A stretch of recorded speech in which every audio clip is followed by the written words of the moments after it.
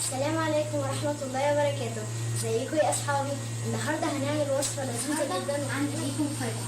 النهارده هنعمل أكلة لذيذة جدا وجميلة جدا، بس المشكلة إن كل الناس او البطاطس المهروسة، وبكده تكون اسمها سواريه البيتزا، أو قرر يجي النهارده يتفرج معايا عليها. ودلوقتي هنشوفها بعد ما خلصت 7 دقايق.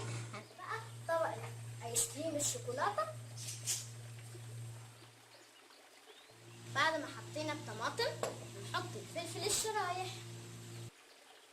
طبعا يا اصحابي كل ما قعدت في التتبيلة وقت اطول كل ما كان احسن. ندورها عشان تاخد الشكل الدائري زي ما بنجيبها من المحلات. ده الشكل النهائي يا اصحابي بعد ما زيناه بكرات المالتي سيزر والام اند ام عشان يكون جذاب للاطفال. ده يا جماعة الشكل النهائي لدجاج كنتاكي. ان شاء الله الوصفة تعجبكم.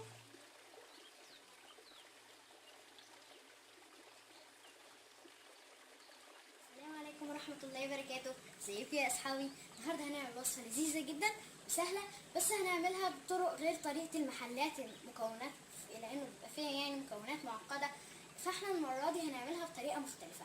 الوصفة ديت اسمها الشيز كيك. دلوقتي موجود معانا المكونات اهي. دي كده اول طبقة. ده بسكوت ميموريز 200 جرام. البسكوت طبعا حسب الرغبة، وده حوالي كوباية زيت. دي كده الطبقة الأولى. الزيت ده عشان هنحطه هنعجنه بالبسكوت، عشان كده تبقى أول طبقة. تاني طبقة موجودة معانا 200 جرام زبادي، 6 معالق لبن بودرة، و6 معالق سكر. وده جيلي فراولة، بس طبعا الجيلي حسب الرغبة زي ما انتوا عايزين. جيلي مش أي نوع جيلي زي ما انتوا عارفين.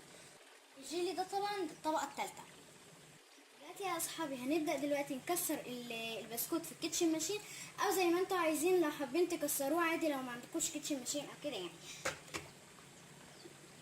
دلوقتي بعد ما فرمنا البسكوت، دلوقتي هنحط عليه الكوبايه الزيت وهنقلبه وهندخله في الصينيه مقاسها 24.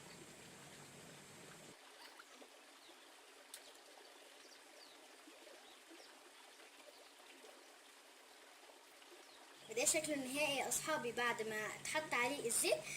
وانا بقلبه حسيت انه لسه محتاج حبه زيت، فحط له قيمه ربع كوبايه زيت عشان يبان بالشكل النهائي ده زي ما يكون ناعم. بعد ما خلاص جهزت الطبقه الاولى، هنبدا بقى نحضر الطبقه الثانيه.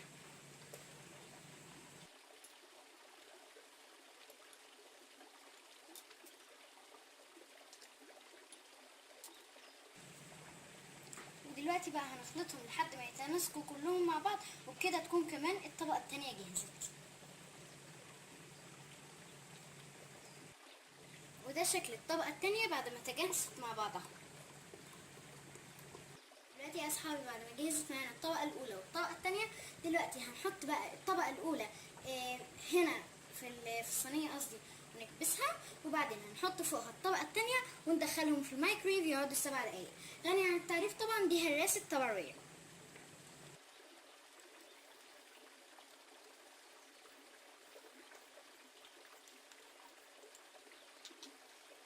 هنهرسها بالهراسة عشان نكبسها عشان ما تمتزجش مع الطبقة التانية.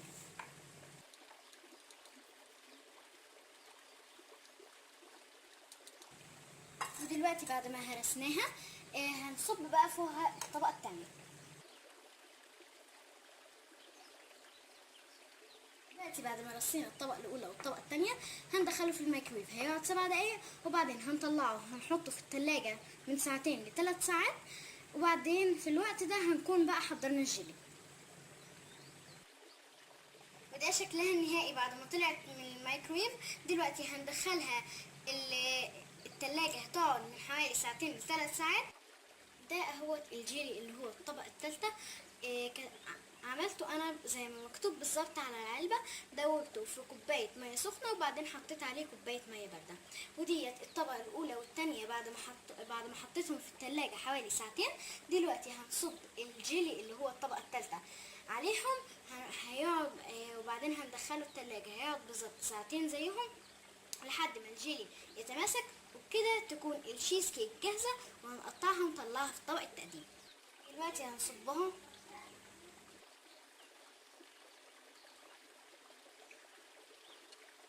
وده شكلها النهائي بعد ما جمدت الجيلي في التلاجة. دلوقتي هنطلعها على طبق التقديم وبكده تكون جاهزة وبالهنا والشفا. وده شكلها النهائي بعد ما طلعت على طبق التقديم، وان شاء الله هتعجبكم. ولو عايزين وصفات تانية من وصفاتي السهلة والصحية والسريعة ما تنسوش تتفرجوا على الحلقات اللي فاتت، او ما تنسوش لايك وسبسكرايب وشير. مع السلامة. السلام عليكم ورحمة الله وبركاته. ازيكم يا اصحابي؟ النهارده هنعمل وصفة لذيذة جدا كلنا ان شاء الله بنحبها، وطلبت مني كمان ان انا اعملها في الحلقة النهارده. الوصفة ديت يا سمسم اسمها ايه؟ كرات الرفاهية. صح، معاك حق.